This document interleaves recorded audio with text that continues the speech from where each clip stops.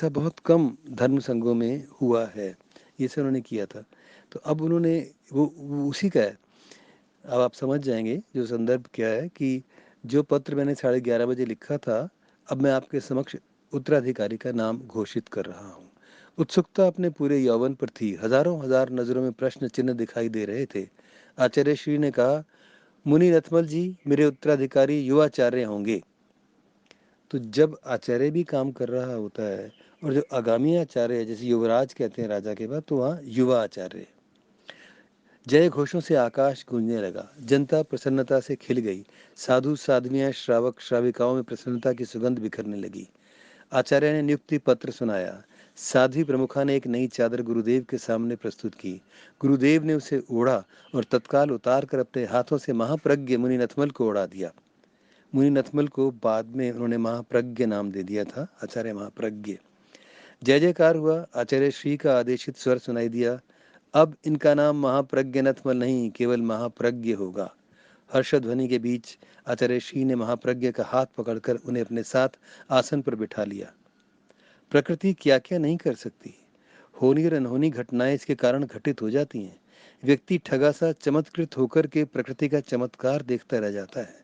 उत्तराधिकारी की घोषणा के बाद पंडाल के शामियाने बीच में से ऊपर उठने लगे और उठते ही चले गए।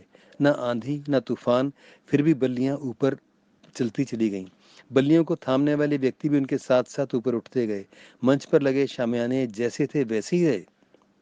लोग स्तब्ध थे कि देखते ही देखते जैसे पंडाल ऊपर था वैसे ही अपने आप धीरे धीरे अपने स्थान पर वापस आ गया। किसी को चोट नहीं आई। लोग सोचते रह गए, ऐसा कैसे हुआ? क्या यह दो महामुनियों के एक साथ आसन पर बैठने से हुआ, अथवा जैसे शिशु कृष्ण के चरण छूने के लिए यमुना जी ऊपर उठी थी, कहीं ऐसा तो नहीं था? युवा मुनि मुदित इस कौतुक भरे दृश्य को देख रहे थे। ये मैं आपको बता दूं, ये युवा मुनि मुदित जो हैं, यही आचार्य महाश्रवण है। बहुत विद्वान हैं, इनके लेख नवार टाइम्स वगैरह में कई बार आते हैं और बहुत अच्छा लिखते हैं, बहुत अच्छा बोलते हैं।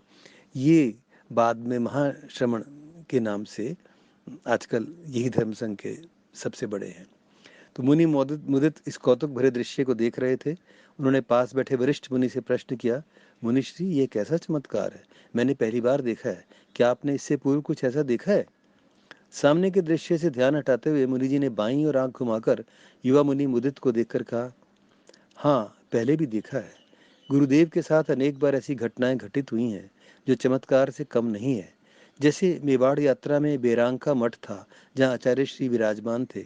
आचार्य श्री के विरोध के संघर्षपूर्ण दिन थे।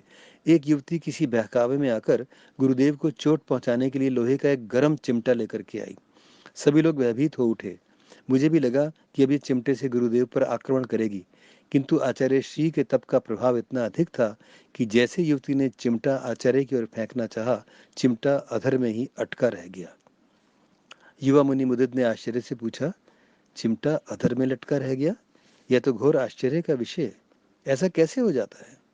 वरिष्ठ मुनि ने उत्तर दिया, वत्स, तपस्वियों के पास अदृश्य शक्तियां होती हैं जो उनकी रक्षा करती हैं, सहायता करती हैं, तथा तपश्चर्या का फल अद्भुत होता है। मेधावी युवा मुनि मुदित के समक्ष भक्ति और प्रकृति के नए नए रहस्य खुल रहे थे। सामने पूरा पंडाल सामान्य स्थिति में था। लोगों की चहल पहल यथावत थी। हाँ, इस घटना की चर्चा का कोलाहल अवश्य उभर रहा था। मुनि मुदित ने प्रश्न किया, मुनिश्री, क्या यह सब घोर तपस्या से ही होता है? मुनिश्री ने तुरंत उत्तर दिया, नहीं वत्स, केवल तपस्या से ही नहीं, अपितु श्रद्धा का भी अद्भुत चमत्कार होता है। गंगा शहर में रहने वाली मनोहरी देवी आंचलिया जयपुर यात्रा में आचार्य तुलसी की उपासना में थी। रास्ते में एक गांव में नाश्ता करते समय उसके गले में कुछ अटक गया, जिससे उसकी हालत बिगड़ने लगी। आसपास के लोगों ने किसी तरह से उपचार किया, पर कुछ अंतर नहीं पड़ा। वह आचार्य श्री की शरण में आई। गुरुदेव ने उसे मंगल मंत्र कई बार सुनाया। मनोहरी देवी के मन में आचार्य श्री के प्रति अत्यधिक श्रद्धा का भाव था। उसे विश्वास था कि आचार्य उसे स्वस्थ कर देंगे। मंत्र सुनते उसकी तबीयत सुधरने लगी। उसके चेहरे पर शांति आने लगी। हाथ जोड़कर गुरुदेव के समक्ष झुककर नमन करते उसने कहा, गुरुदेव, मुझे अब काफी सुधार लग रहा है। आपकी कृपा से मैं बिल्कुल अच्छी हो जाऊंगी। इतना कहने के बाद मनुष्य ने बताया, वहां से मनोहरी देवी को जयपुर डॉक्टर के पास ले जाया गया। डॉक्टर ने मनोहरी देवी को जांचने के बाद कुछ इंजेक्शन और कैप्सूल एक निर्धारित समय तक लेने के लिए कहा, परंतु उसने यह सब नहीं किया। बिना किसी दवा के केवल गुरुदेव का नाम जपती रही, मंगल पाठ करती रही और कुछ ही दिनों में भली चंगी हो गई। ऐसा होता है। आपको बाबर का, हुमायूं का किस्सा याद है, कैसे उसका रोग अपने ऊपर ले लिया था पिता ने, और पुत्र स्वस्थ होने लगा और पिता चल बसे थे। ये सब आप जानते हैं। और भी बहुत सी ऐसी घटनाएं होती हैं। और दोस्तों, मैं तो कहूँगा कि चमत्कार तो देखिए ना, ये भी कितना बड़ा चमत्कार है कि मैं कहाँ बैठा हूँ, आप कहाँ कहाँ अपने घर में किस किस स्थान पर बैठे हैं, पर हम सब एकजुट हैं, बात सुन रहे हैं, बातें कर सकते हैं, चैट कर सकते हैं, यहाँ तक कि एक दूसरे को देख भी सकते हैं। ये चमत्कार है। तो ये जो धर्म है, ये अध्यात्म है, स्पिरिचुअल जो लोग होते हैं, वो उनका संबंध विज्ञान से अवश्य होता है। प्रकृति विज्ञान का सबसे बड़ा स्रोत, आकाश जो है उसके बाद। तो ये सब कुछ आकाश और पृथ्वी के बीच में विज्ञान है, जिसके बीच में सितारे हैं, है ना। आप लोग भी सितारे हैं ना, ये इसी विज्ञान का चमत्कार है। और सूर्य जिसकी रोशनी से सब कुछ जगमगा रहा है, हम जिसकी रोशनी में सब कुछ कर पा रहे हैं। तो ये ऐसा होता है। अ, गुरुदेव मनोहरी देवी बिना किसी दवाई के केवल नाम लेते लेते ठीक हो गई। जो बीमारी इसे थी, उसमें निरोग होना कठिन ही नहीं बल्कि ये संभव था। तो ये श्रद्धा का चमत्कार हुआ। युवा मुनि मुदित ने आगे चल रहे गुरुदेव को मनी मन दंडवत प्रणाम किया। मुदित मुनि को दीक्षा लिए 4 वर्ष हुए थे, और इन चंद वर्षों में इनकी प्रतिभा का आकलन धर्म संघ ने कर लिया था। सांसारिक जीवन में इनका नाम मोहन था। वे सरदार शहर के श्री झूमरमल दुगड़ और श्रीमती नेमा जी की संतान के रूप में जाने जाते हैं। आचार्य, हाँ देखिए, इनको कहा जाता है, इनका सांसारिक नाम ये है। तो जैसे कि वो इस संसार में ना हो, तो जो धर्म संघ का, जो तपस्वियों का संसार होता है, वो अपूर्व संसार होता है। आचार्य आचार्य तुलसी को युवा मुनि मुदित में बहुत सी प्रतिभाएं नजर आई थी। मुदित मुनि की रुचि आगमों के अध्ययन में गहरी थी। वे अनेक भाषाओं के ज्ञाता रहे। उनकी रचनात्मकता भी आचार्य श्री को प्रभावित कर सकी थी। आचार्य श्री को युवा मुनि मुदित में धर्म संघ का भविष्य नजर आ रहा था। मुदित मुनि अपनी जिज्ञासाओं को शांत करने के लिए किसी भी वरिष्ठ मुनि से कुछ पूछने में कतराते नहीं थे। आज भी वरिष्ठ मुनि से पूछने में कतराए नहीं थे। आज भी उन्होंने गुरुदेव के माध्यम से शक्ति पाठ का मनन किया था। देखिए, मैं जब महाश्रमण जी से मिला, मैं और सुधा मिलने गए थे, उनको लाडनू में थे वो उस समय। तो मैंने ये वाली बात उनसे पूछी थी, तो उन्होंने बहुत मुस्कुराते हुए बताया था।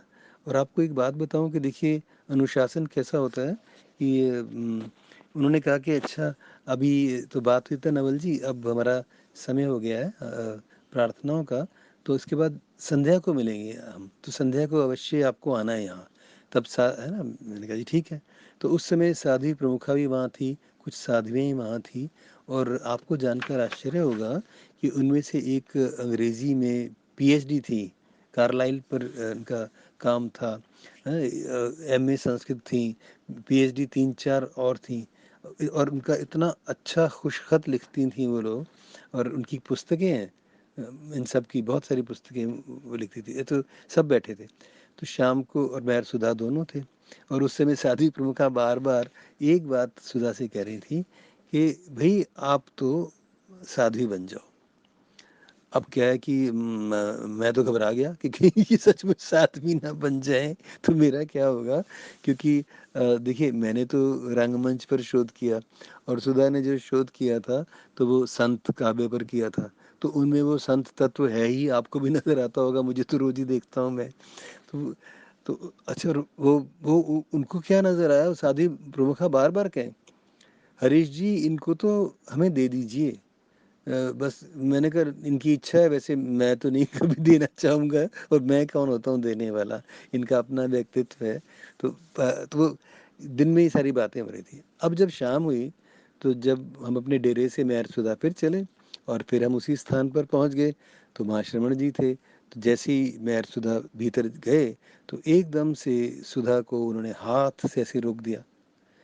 और तो सुधा रुक गई, मैं भी रुक गया। तो मुझे उन्होंने कहा आप आ जाइएगा, और कहा सुधा जी आप ना दहलीज के पार चले जाइए। अब सुधा ने कहा क्षमा कीजिएगा महाराज, क्या जान सकती हूँ कि ऐसा क्या? सुबह तो हम आपके बिल्कुल समीप बैठे थे, बस स्पर्श नहीं करना था, आपने कहा था, और चरणों पर हाथ नहीं लगाने हैं, तो अब क्यों नहीं? कहते नहीं, ये हमारा नियम है। संध्या की जो वेला होती है तो उसमें स्त्री पुरुष अलग रहते हैं। और यही, अब देखिए, कोई साध्वी नहीं है, साध्वी प्रमुखा भी नहीं है, वो कहीं और दूसरे कक्ष में होंगी। आपकी बैठक हमारे साथ थी इसलिए आपको बुलाया, तो आप बाहर ही रहेंगी, और इसको आप मन में कुछ सोच मत लाइए। ये नियम है, ये हमारे संघ का अनुशासन है। सचमुच बड़ा कठिन अनुशासन। तो फिर मैं भीतर बैठा था और सुधा को उन्होंने आज्ञा दे दी कि एक मूड़ा दे दिया, क्योंकि सुधा के घुटने, आप में से बहुत से लोग जानते हैं कि दोनों घुटने नकली हैं, तो वो आलती पालती से अब बैठ नहीं पाती हैं। कोई ज़माना था जब वो योग करती थी धीरेन्द्र ब्रह्मचारी के साथ, तो अब वो फिर वहाँ बैठ गई। तो ये संतों का, महाश्रवण जी की बात बता रहा हूँ, तो उनके साथ।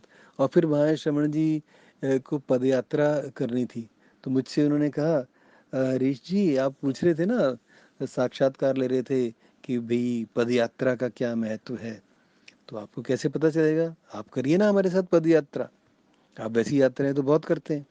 तो मैंने कहा, जी ठीक है आचार्य श्री, मैं अवश्य करूँगा।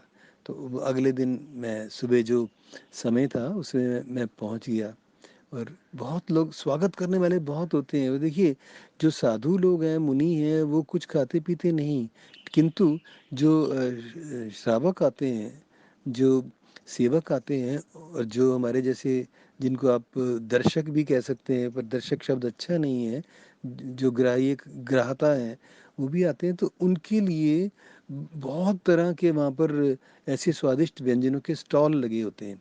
और ये अनेक लोग जो हैं, बड़े बड़े लोग, वो अपनी श्रद्धा से वो स्टॉल लगाते हैं। और ये जैन मुनि जाते हैं जहाँ पर वो विश्राम करते हैं, तो उनका विश्राम तो बस बैठने भर का होता है, और जो उनके पास जितना भोजन या जितना पानी होता है, उसी में से एक आधा घूंट या एक आधा कौर लेना होता है। और फिर वहाँ भी वो बैठ के भी उपदेश देते हैं, लोग आ जाते हैं। पर जहाँ रुकते हैं, लेकिन जो उनको सुनने देखने आते हैं, उनके लिए इतनी सामग्री होती है कि आपको ऐसा लगे जैसे मीना बाजार ही खुल गया, हम किसी एग्जीबिशन उसमें आ गए हैं, प्रदर्शनी मेले में आ गए हैं, कि हर तरह की सामग्री है। पर देखिए, पर मैंने कहा ना कि वो इन सब में रहते हुए भी, है ना, ये जो आसक्ति में अनासक्ति है, जिसका अनासक्ति का प्रयोग गांधी जी ने भी बहुत किया, ये है। नहीं तो कैसे संभव होता कि वो गांधी जी जो इंग्लैंड में 3 पीस सूट पहनते थे, नेक टाई लगाते थे, बो लगाते थे, और वो उनके महंगे महंगे जूते पहनते थे, यही नहीं, फिर वहाँ एक विदेशी स्त्री से वो टैंगो डांस सीख रहे थे। हैं, अब सोचिए, ऐसा व्यक्ति जो कहे मैं सिर्फ एक लंगोटी पहनूंगा, और जो विदेश में गोलमेज सम्मेलन में जाते हैं, तो सरोजनी नायडू के कहने से एक धोती लपेट लेते हैं पूरे शरीर में। अनासक्त योग बहुत कठिन है ना? हमें तो कोई कह दे कि एक ही रंग का कपड़ा पहनो, ये भी कठिन है। एक ही इसमें रहो स्थान पर, यानी मैं आपको क्या बताने लगा, मैं कुछ और बताना चाहता था। मैं आपको अब थोड़ा सा बताना चाहूँगा समण और समणिया। मैंने एक संकेत किया था, मैंने बताया था कि बौद्ध धर्म इसलिए विकसित हुआ कि जो उनके अनुयायी थे, जो उनके धर्म प्रचारक थे, वो विदेश में जाकर के प्रचार कर सकते थे। बहुत बड़े बड़े आनंद भिक्षु जैसे लोग, बुद्ध गुप्त जैसे, ये सब विदेश में खुद भी गए हैं। और मैंने तो खुद, हम थाईलैंड में थे, तो थाईलैंड में जापान से बौद्ध भिक्षु, जो बौद्ध भिक्षु सम्राट थे, वो आए हुए थे, और उनकी विशेषता क्या थी कि उनके पास भगवान बुद्ध का दांत था।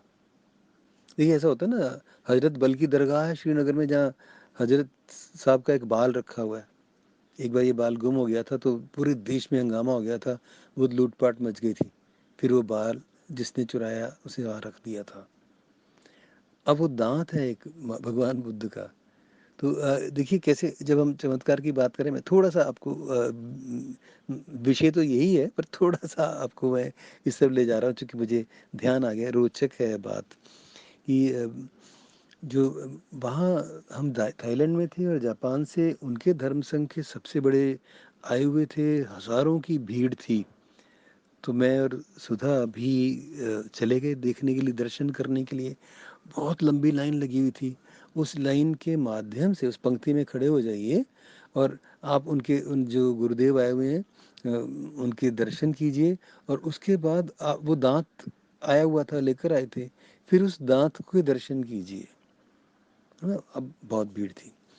अब हम लोग खड़े थे, हम सोच रहे थे क्या करें कि इतने में देखिए बौद्ध भिक्षु, जबकि वहाँ भी वो स्त्रियों स्त्रियों से बात नहीं करते, ज़्यादा बहुत कम कम करते हैं।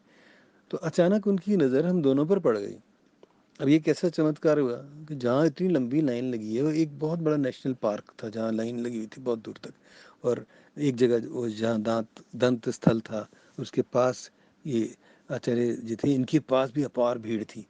अब कैसे उन्होंने उन नज़रों से हमें देख लिया और देख के क्या छीन लिया, तो उन्होंने किसी को संकेत किया कि इनको ले आओ। हम दोनों चले गए, हमने उनको प्रणाम किया, तो उन्होंने हमारे दोनों के नाम पूछे और उसके बाद कहते कि आप उन्होंने कहा कि इनको दर्शन करवा दीजिए। हम लोग अवाक कि हमें वो ले गए और सबसे पहले जा कर के हमें दर्शन करवा दिए। और यही नहीं, जो साथी उन्होंने हमारे साथ फोटो खिंचवा लिया। तो ये चमत्कार होता है। जापान में भी हुआ था 2008 में मेरे साथ। तो वहाँ भी हम गए थे, तो वहाँ भी जो बौद्ध भिक्षु थे, उस धर्म संघ के जो संचालक थे, बहुत ही सुंदर व्यक्तित्व था। ऐसे सुंदर व्यक्ति यानी मन से तो होंगे ही, शारीरिक रूप से भी, जैसे हमारे यहाँ स्वामी विवेकानंद है ना, तो या रविन्द्रनाथ ठाकुर है, बहुत इन सौंदर्य बाहर भीतर दोनों हैं उनके। तो वैसे वो भिक्षु थे, लेकिन उन्होंने भी फोटो खिंचवा ली थी। वो कभी आपको दिखाऊंगा। ये बीच में एक प्रकरण आ गया सिर्फ इसलिए कि मैं इसको भी चमत्कार ही कह रहा हूँ कि, और बाकी बाकी मैं अब बताता हूँ। तो अब ये जो फिर बाद में तुलसी जी ने समण और समणियों की व्यवस्था करी। मैंने बताया था कि रमणी होती है, उन्होंने कहा एक समणी होती है। तो एक रमण करने वाले होते हैं और एक समण करने वाले होते हैं। तो समण बनाए उन्होंने युवक पुरुषों को कहा कि आप आगे आओ। तो ऐसे जो जिनके बौद्धिक स्तर भी अच्छे हों, जो ज्ञानवान व्यक्ति हों, उनको उन्होंने चुना। और समण की दीक्षा अलग होती है, समणियों की दीक्षा अलग होती है। और फिर इनके लिए ऐसा नहीं है कि इनको मुनियों वाले ही वस्त्र पहनने हों। इनके वस्त्र सादे होते हैं किंतु मुनियों जैसे नहीं होते। और फिर ये देश विदेश में जाते हैं। ये सारे साधन प्रयोग कर सकते हैं। ये शिप में जा सकते हैं, हवाई जहाज में जा सकते हैं, है ना, स्कूटर, टैक्सी, मोटर सब में जा सकते हैं। इन समणियों के ये उस समय की सोच थी। मैं आपको बताता हूँ। साधु और गृहस्थ के बीच महिलाओं के लिए आचार्य परवर ने समणी श्रेणी आरंभ की। दीक्षित होने वाली महिलाएं और उनके परिवार के लोगों की सहमति ले ली गई थी। समण श्रेणी में महिलाएं दीक्षित होंगी, वे परिवार से अलग होंगी, किंतु उनके वैसे कठोर नियम नहीं होंगे जैसे साधुओं और साध्वियों के होते हैं। समण श्रेणी में दीक्षित समाज के साथ अपना संबंध बनाए रखेंगे और धर्म प्रचार के लिए देश विदेश जा सकेंगे। ये मैंने आपको बताया था। दीक्षार्थी बहनों ने भाषण दिए, जनता ने बड़े मन से सुना। भाषण के बाद दीक्षार्थी बहनें अपने पारिवारिक जन से विदा लेने कक्ष में गईं, जहां संबंधी पहले से एकत्रित थे। यह उनका अंतिम मिलन था। कुछ समय बाद वे नई वेशभूषा में आ गईं। यह वेशभूषा सादगी से भरी वेशभूषा थी। गुरुदेव ने सबके सामने इन बहनों के परिवार वालों से दीक्षा देने की स्वीकृति की मांग की। जनता ने देखा, सैकड़ों लोग स्वीकृति देने के लिए आगे आकर खड़े हो गए। नमस्कार मंत्र और मंगल पाठ की ध्वनि के साथ दीक्षा का कार्यक्रम आरंभ हुआ। जनता ने बड़ी हुमक के साथ दीक्षा विधि को संपन्न होते देखा। सभी के मन में यही था कि वर्षों से किसी श्रेणी की बात चल रही थी, पर इससे पूर्व किसी ने साहस के साथ ऐसा नया कदम नहीं उठाया। नया मोड़ था ना उनका। आचार्य प्रवर धर्म संघ के विषय में सोचते कमी से महसूस करते थे कि देश विदेश में प्रचार कैसे करें। बौद्ध साधु विश्व भर में भ्रमण कर रहे थे, परंतु जैन धर्म अपनी सीमाओं के कारण सीमित था। आचार्य श्री ने अत्याधुनिक सोच को मूर्तता दी। समण श्रेणी का संघ में बहुत स्वागत हुआ। समणियों को शिक्षित दीक्षित करके धर्म प्रसार के लिए पावन कर्म की ओर उन्मुख किया जाने लगा। अनेक विदुषियां समणी के रूप में अन्य देशों में तेरा पंथ का रास्ता दिखाने में सफल हुई। स्त्री शिक्षा और नारी सम्मान के प्रति भी ये आदर्श विचार कार्यकारी सिद्ध हुए। आचार्य श्री संतुष्ट थे कि वे अपने गुरु के निर्देश पर स्त्री शिक्षा और दीक्षा का नवरूप धर्म संघ को प्रदान कर पाए। समण श्रेणी का मूल स्रोत पारमार्थिक शिक्षण संस्थान है, जो आचार्य श्री के प्रशासनिक प्रस्थान के समय किए गए साध्वी शिक्षा के विकास में जन्मे संकल्प का मूर्त रूप है। समाज की अनेक ऐसी बहनें जो विवाह न करके सांसारिक सुखों से विरक्त होकर संन्यास्त होना चाहती थी, उन्हें आचार्य श्री ने एक प्लेटफॉर्म दिया, शिक्षा और संस्कार निर्माण की भूमि तैयार की। फाल्गुना शुक्ला 2005 में स्थापित इस संस्था ने सैकड़ों बहन भाइयों को शिक्षित किया। ये 2005 में से 57 वर्ष कम कर दीजिए तो वो सन निकल आएगा। प्रशिक्षण के बाद आचार्य श्री पारिवारिक स्वीकृति के साथ हजारों की परिषद के बीच सबकी साक्षी से दीक्षित सबको कर चुके थे। इस टकसाल में गढ़ा गया था एक कोहनूर हीरा, जिसका नाम है साध्वी कनक प्रभा। मैं यही कनक प्रभा है जो सुधा को मुझसे छीनना चाहती थी। जब जब मैं उनसे मिला हूँ, चाहे सुधा मेरे साथ ना भी हो, ओके, उनको तो आप यहीं से समण श्रेणी की उज्ज्वल धारा निकली जो सतत प्रवाहमान है। विकास का कोई भी क्षेत्र हो, चाहे शिक्षा का, शोध का, साधना का, सेवा का, नियोजित हर समणी ने अपनी पहचान बनाई। यह वर्ग आचार्य श्री तुलसी और आचार्य महाप्रज्ञ के सपनों में नया रंग भरने वाला है। जैन विश्व भारती संस्थान एक मान्य विश्वविद्यालय बन चुका है और वहाँ कुलपति जैसे उच्च पद पर अपना प्रतिभा, वैभव और प्रशासनिक कौशल का परिचय समणियां दे रही हैं। विदेशों तक जैन संस्कृति पहुंच रही है। इस धवल सेना के उपलब्धि भरे काम उन्हें गौरव और आत्मसंतोष दे रहे हैं। दोस्तों, मैं समझता हूँ आज इतना ही। वैसे तो ये गाथा बहुत लंबी है, किंतु हम केवल इसी संप्रदाय या जैन धर्म तक सीमित नहीं रहेंगे, क्योंकि धर्म की व्याख्या कुछ और है। कल हम धर्म की व्याख्या करेंगे और धर्म की व्याख्या के बाद हो सकता है मैं आपको कुछ बौद्ध धर्म के बारे में चर्चा करें, अथवा मैं अपने एक दूसरे ऐसे उपन्यास का एक अंश आपको सुनाऊंगा जिसका नाम है गुरु मंत्र। तब तक के लिए नमस्कार, धन्यवाद।